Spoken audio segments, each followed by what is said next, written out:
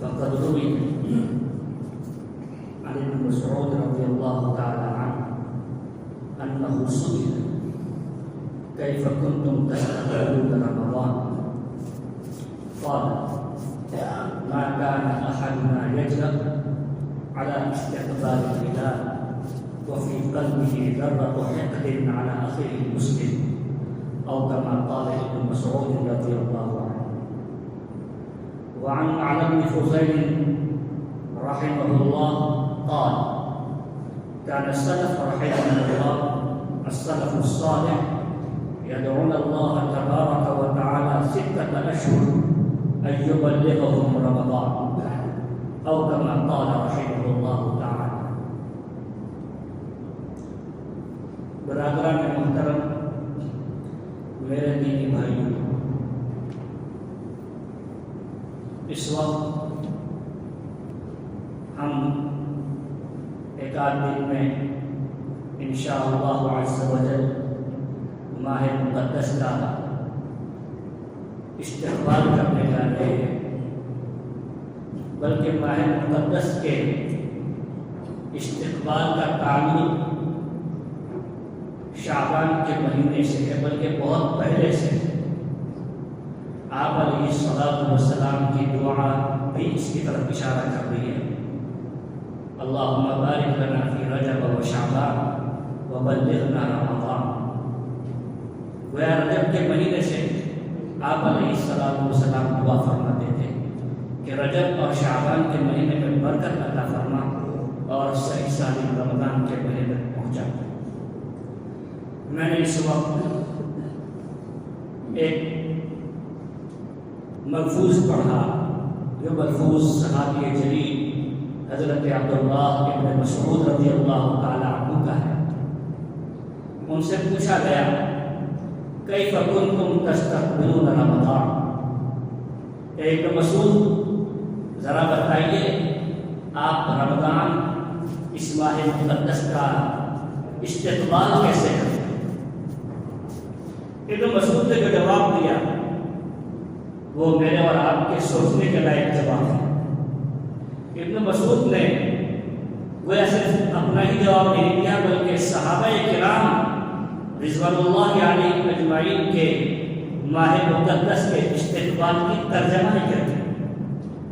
حضرت نے جواب دیا کہ ما کان احدنا یجرأ علی استقبال الہلال وفی قلبہ ذرۃ حقد علی اخیہ مسلم.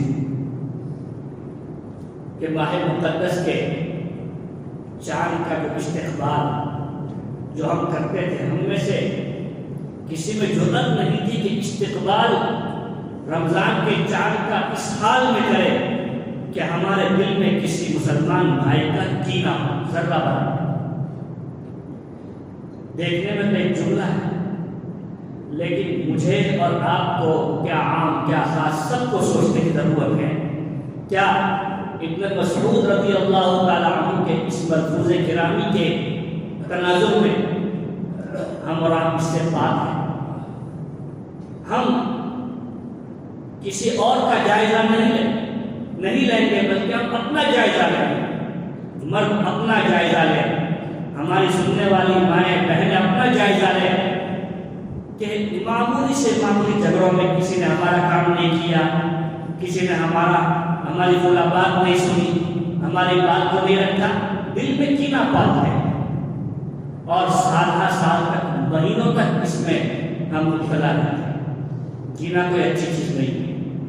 اس لیے ابن مسعود کے اس ملفوظ کے تناظر میں ہماری مائیں بہنیں اور ہم سب عام خاص سب اس کا تہیہ کریں کہ انشاءاللہ رمضان کے چاند سے پہلے ہم اپنے دلوں کو پاک صاف کر لیں، معافی تلافی کر لیں. دیکھیے پچھلے 1-2 رمضان کا آپ جائزہ لیں، کتنے بھائی ہمارے ساتھ تھے آج ہمارے ساتھ نہیں. اصل میں رمضان کا ہم صحیح معنوں میں احترام اس لیے نہیں کرتے، یا تو ہم غفلت میں پڑے ہوئے ہیں یا ہمیں بھروسہ اس بات کا ہے کہ آئندہ کئی رمضان ہمیں ملیں گے، گویا ہمیں یقین ہے کہ ہم زندہ ہیں. رمضان کی اگر قدردانی کرنی ہو تو یہ سمجھیں کہ یہ میرا اور آپ کا آخری رمضان ہے، پتہ نہیں آئندہ رمضان ملے یا نہیں، اس لیے اس رمضان کی ساعت اور گھڑیوں کی ہمیں قدر کرنی چاہیے۔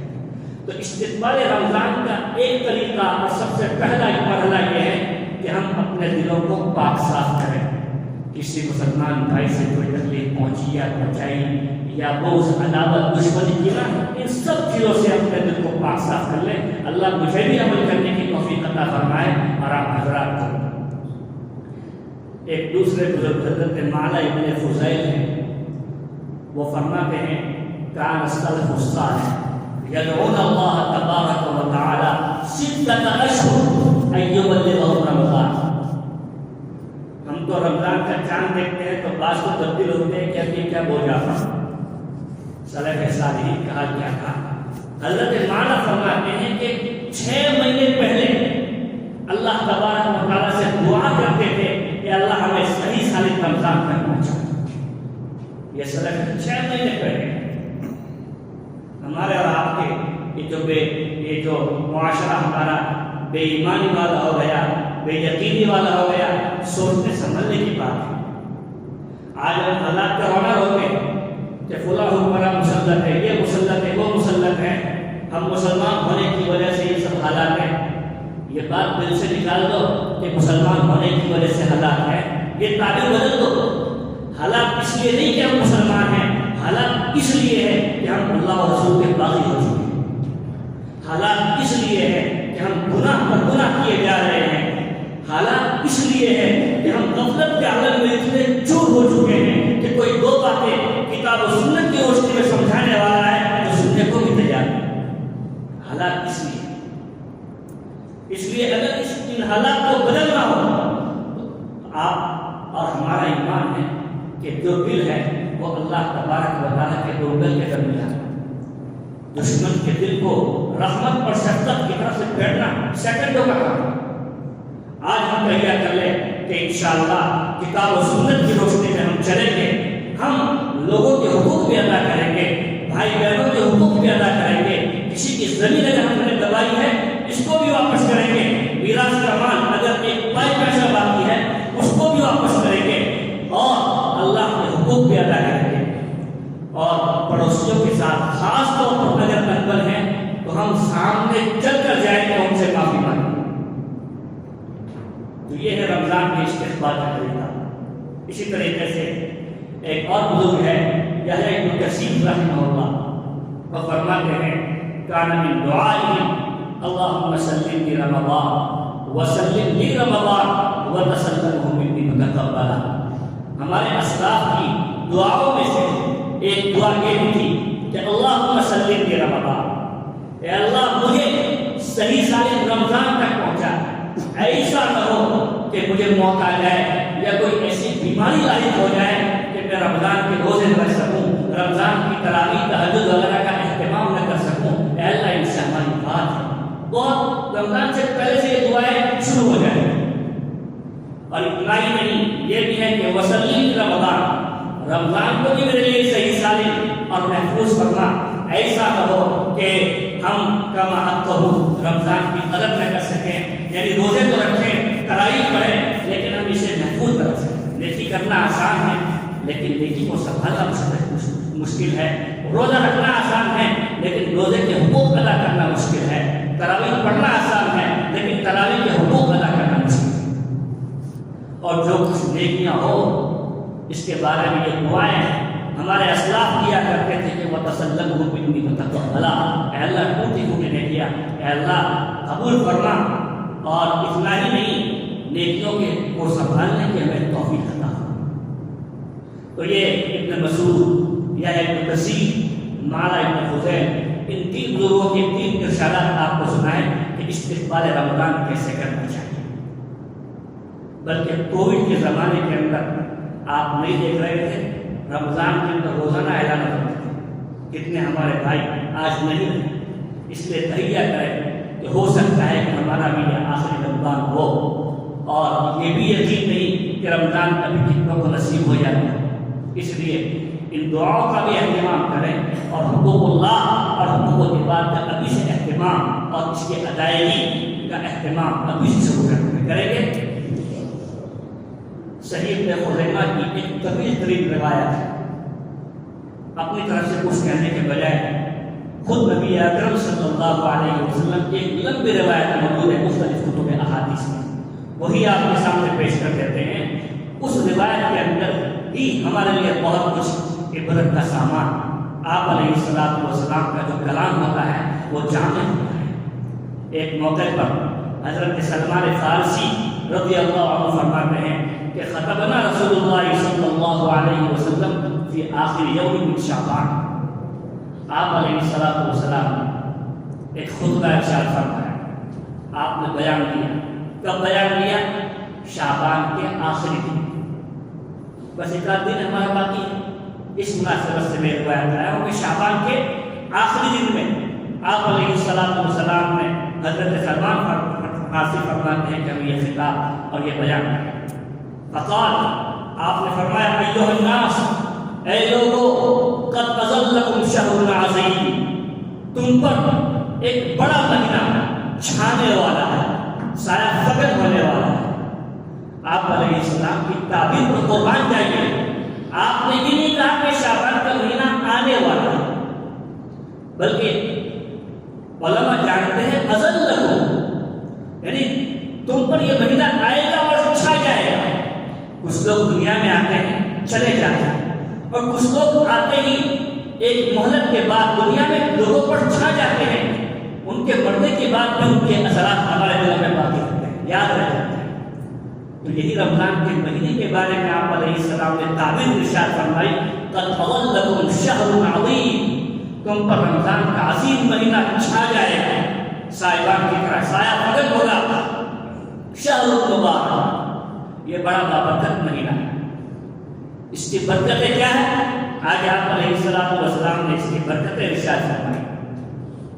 بڑا بابرکت، شہر فیہ لیلۃ خیر من الف شہر، ایک ایسا مہینہ ہے جس میں ایک رات 1000 مہینوں سے بہتر ہے.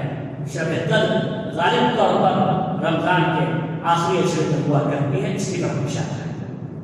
دیکھیے، ایک ہے برکت اور ایک ہے کثرت. آپ نے فرمایا کہ رمضان کا مہینہ برکت والا ہے، اور آپ نے برکت کی بہت سی احادیث میں یہ ارشادات موجود ہے کہ برکت کی دعائیں فرمائی.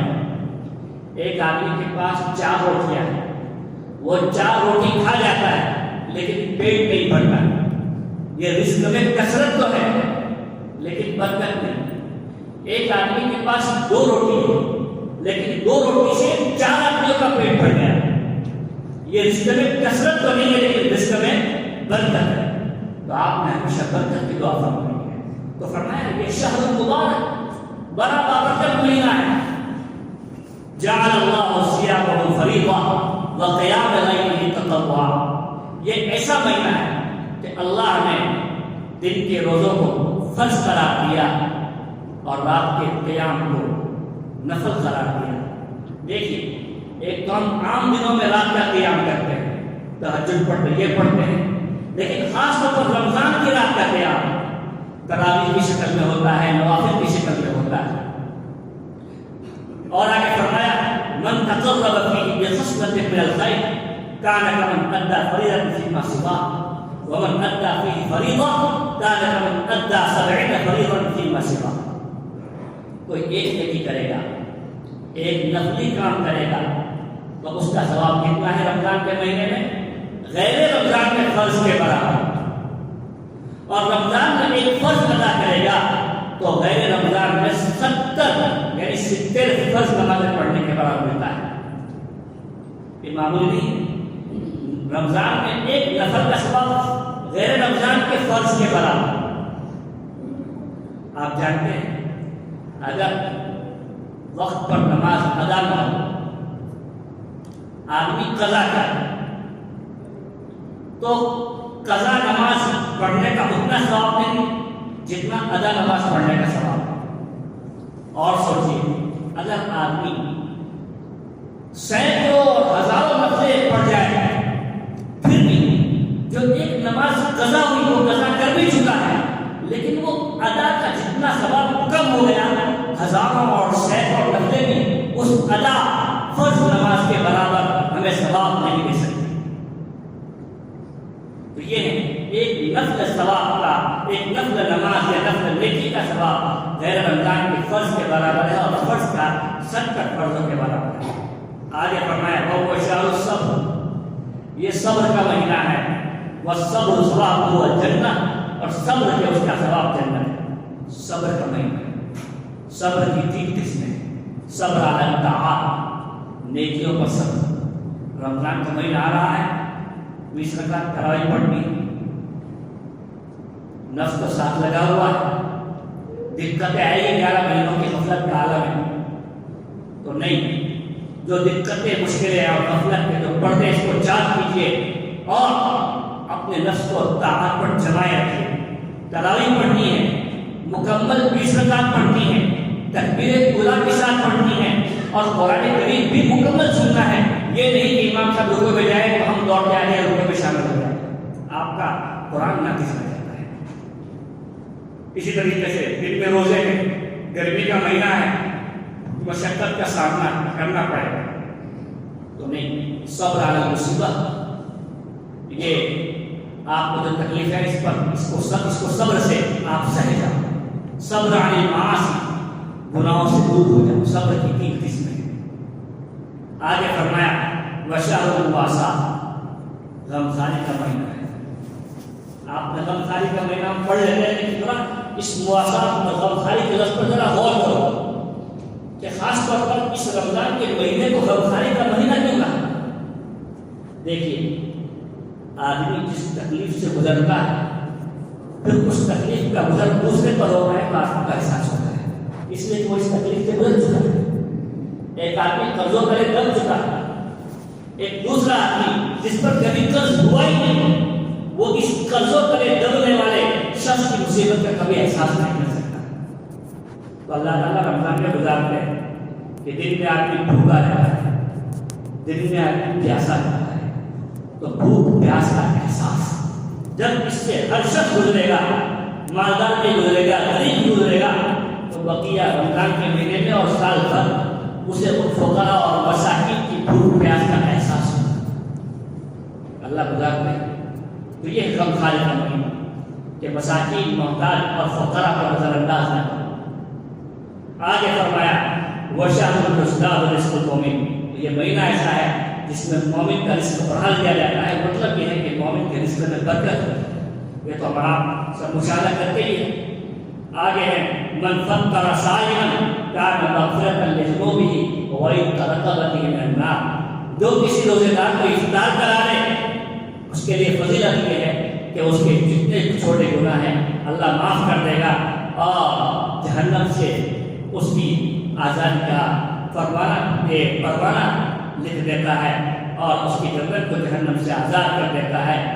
اور وَكَانَ لَهُ مِثْلُ أَجْرِهِ مِنْ غَيْرِ أَن يُنْتَقَصَ مِنْ أَجْرِهِ شَيْءٌ، افطار کرائیں گے تو روزے دار کو روزہ رکھنے کا جتنا ثواب ملا اس کے برابر تمہیں بھی ثواب ملے گا، لیکن روزے دار کے ثواب میں سے ذرہ برابر کمی نہیں کی جائے گی۔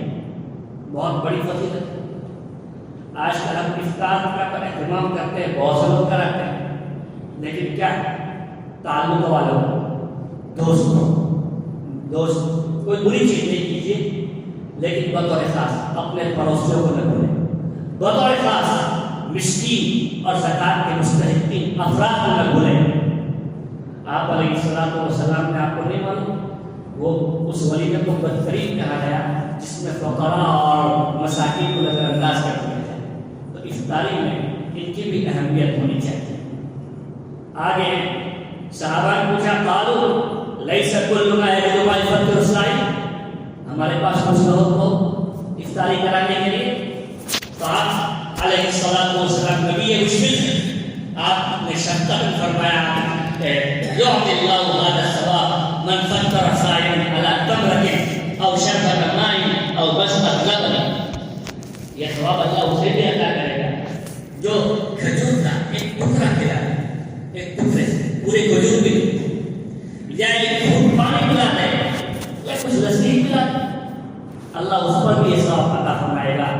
پھر فرمایا وہ شہر اول رحمہ واوسطہ مغفرہ وآخرہ عتق من النار، یہ مہینہ ایسا ہے جس کا اول حصہ رحمت ہے درمیانی حصہ درمیانی اشارہ مغفرت ہے اور آخری حصہ یہ جہنم سے آزادی. من خفف عن مملوکه غفر اللہ له واعتقه من النار. اگر تمہارے پاس جو کام کرنے والے ہیں نوکر چاکر ہیں بیچارے روزے سے ہیں, کام کی ان سے تکلیف کرو, 8 گھنٹے کا کام کرواتے ہو 2-3 گھنٹے کم کر دو, تنخواہ 5-6 ہزار دیتے ہو 1-2 ہزار تنخواہ بڑھا دو. تو اللہ تبارک و تعالیٰ اس پر کیا عطا فرمائیں گے؟ 2 بشارتیں. ایک تو اللہ غفر اللہ له, اس شیر صاحب کے اللہ مغفرت کر دے گا گناہ. نمبر 2 وعدہ من النار, جہنم سے خلاصی اور آزادی اس کا مقدر ہے. بہت بڑی فضیلت ہے. پھر اس میں کیا کرنا چاہیے؟ آخر میں آپ نے فرمایا 2-4-5 منٹ اپنے بعد انشاءاللہ ختم کر دوں گا. وَاسْتَكْثِرُوا فِيهِ مِنْ 4 خِصَالٍ.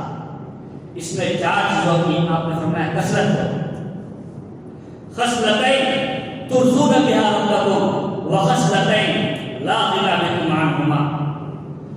4 چیزوں میں سے 2 چیزیں تو ایسی ہیں, 2 خصلتیں اور 2 عادتیں ایسی ہیں جن سے تم اپنے رب کو راضی کرو گے, خوش کرو گے, اور 2 خصلتیں اور 2 عادتیں ایسی ہیں جن سے تمہارا کوئی شاید تمہارے لیے کرنا ضروری اور ضروری. تو ان 4 خصلتوں اور 4 چیزوں کا اہتمام کرو. فَأَمَّا الْخَصْلَتَانِ اللَّتَانِ تُرْضُونَ بِهِمَا رَبَّكُمْ فَشَهَادَةُ أَن لَّا إِلَٰهَ إِلَّا اللَّهُ وَتَسْتَغْفِرُوهُ. وہ 2 خصلتیں, 2 عادتیں, 2 چیزیں جن سے تم اپنے رب کو منواؤ, اپنے رب کو راضی اور خوش کرو. نمبر 1 کلمہ طیبہ کی کثرت کرو, لا الہ الا اللہ, کلمہ کا ورد رکھو, اس کو وظیفہ اور عز جان بنا لو. اور نمبر 2 وَتَسْتَغْفِرُونَ, استغفار کی کثرت. تو ان 2 چیزوں کی کثرت کی وجہ سے اللہ تبارک و تعالیٰ کو تم خوش کرو.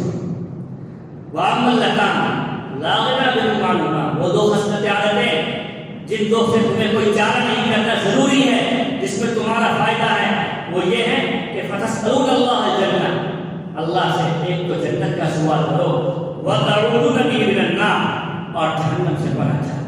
اللہم انی اسألک الجنہ وَأَعُوذُ بِكَ مِنَ النَّارِ. اس دعا کا کثرت اور اس دعا کا ورد ہونا چاہیے. وَمَنْ أَشْبَعَ فِيهِ صَائِمًا سَقَاهُ اللَّهُ تَعَالَى من حوض شربة لا يشرب حتى يدخل الجنة. اللہ تعالیٰ پھر آخر میں فرماتے ہیں کہ جو روزے دار کو پانی پلائے گا, شکم شہد کھانا کھلائے گا, اللہ تعالیٰ میرے حوض سے ایسا پانی اسے نصیب کریں گے, ایسا جام سے پانی پلانا مقدر کرے گا کہ جنت میں داخل ہونے تک کبھی اس کو پیاس نہیں لگے. اس لیے کہ جنت سے پہلے میں محشر میں بھی ٹھہرنا ہے, بارش کے برابر سورج ہوگا, پیاس کا عالم ہوگا, تو اللہ تعالیٰ آپ علیہ السلام کے جام سے ایسا پانی پینا مقدر کرے گا کہ داخلے جنت تک اسے پیاس نصیب ہے. یہ پوری روایت ہے. اس پوری روایت میں اللہ عمل کرنے کی توفیق عطا فرمائے. لیکن ایک چیز پر توجہ دلانا چاہوں گا کہ ایک تو یہ ہے, اس پوری روایت میں آپ نے دیکھا آپ علیہ السلام نے افطار کی فضیلت کو ارشاد فرمائی, لیکن اس میں شہری کا کوئی تذکرہ نہیں.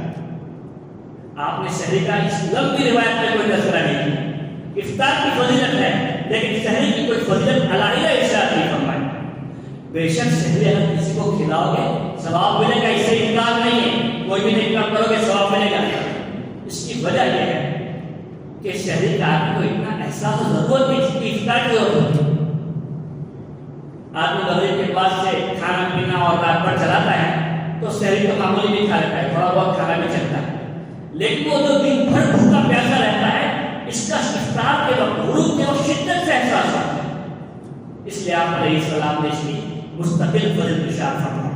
تو بہرحال نمبر 1 روزوں کا اہتمام کریں گے, نمبر 2 تراویح کا اہتمام کریں گے, نمبر 3 اشراق تہجد قوائم وغیرہ کا بھی اہتمام کریں گے, نمبر 4 یہ قرآن کریم کے نزول کا مہینہ ہے, اس کا بھی اہتمام کریں گے. ہم لوگ سالگرہ بہت مناتے ہیں, یہ قرآن کریم کی سالگرہ ہے. آپ علیہ السلام حضرت جبرائیل علیہ السلام سے دعا کیا کرتے ہیں, بلکہ آخری سال تو 2 مرتبہ دعا کی. اس لیے ان مقدس ساعات میں ہم قرآن کریم اور قرآن مقدس کا بھی ضرور انشاءاللہ اہتمام کریں گے، سنیں گے بھی پڑھیں گے، کم از کم ایک پارے کی تلاوت تو ضرور کیا کریں، بہت آدھ گھنٹہ لگتا ہے، آدھ گھنٹے میں ایک پارا پڑھیں گے تو ایک ختم ہوگا، اگر اور بڑھا لیں 1 گھنٹہ تلاوت کریں گے 2 ختم ہوں گے، اور بڑھا لیں 1.5 گھنٹہ تلاوت کریں گے 3 ختم ہوں گے، 4 گھنٹہ پڑھیں گے تو 4 ختم ہو جائیں گے، بہت آسان ہے۔ تو تلاوت کا وقت طے کریں، ذکر و اذکار کا وقت طے کریں، اور میرے بھائیوں اور میرے دینی بھائیوں اور بہنوں اور ماؤں، ان سے ایک گزارش یہ ہے کہ حکومت بڑی مشکلات سے گزر جاتی ہے، اور حکومت جس جگہ پر چل رہی ہے، مستقبل کے حالات ہمارے اعمال کی نحوست سے ہمیں اچھے دکھائی نہیں دے رہے ہیں، اس لیے کہ ہاں اپنے لیے دعائیں کریں، اپنے رشتہ داروں کے لیے دعائیں کریں، اپنے مرحومین کے لیے دعائیں کریں، وہی امت کے لیے خصوصی طور پر دعائیں کریں، وہ کریں گے۔ اللہ تبارک و تعالیٰ مجھے بھی عمل کرنے کی توفیق عطا فرمائے اور آپ نے عطا فرمائے۔ وآخر دعوانا الحمد للہ رب العالمین۔